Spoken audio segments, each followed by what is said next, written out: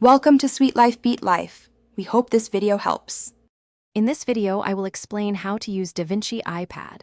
First, ensure your iPad runs at least iPad OS 16 and has a minimum of 8 GB of RAM for smooth operation. Download the DaVinci Resolve app directly from the App Store. Once installed, launch the application and follow the on-screen prompts to set up your initial project.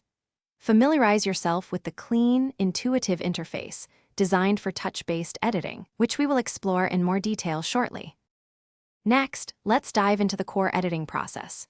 Begin by importing your media, whether it's video clips or photos, directly from your iPad's camera roll or connected storage devices.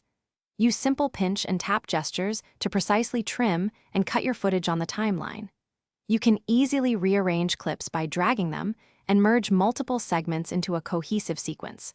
The touch interface makes these fundamental edits incredibly fluid and responsive, allowing for quick adjustments. Now, let's elevate your visuals. DaVinci Resolve on iPad offers powerful color grading tools, allowing you to adjust exposure, contrast, and saturation with fine control.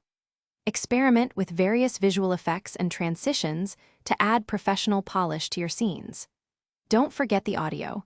You can easily adjust volume levels for individual clips and integrate background music, ensuring a balanced soundscape. These features help transform your raw footage into a captivating story. Finally, it's time to share your masterpiece. When exporting, you have several options, including resolutions up to 4K for high-quality output.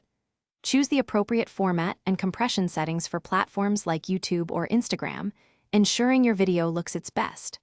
Always save your project regularly to your iPad's internal storage or a cloud service for secure backup.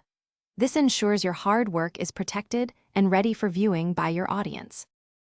Thanks for watching. Consider subscribing if we helped you.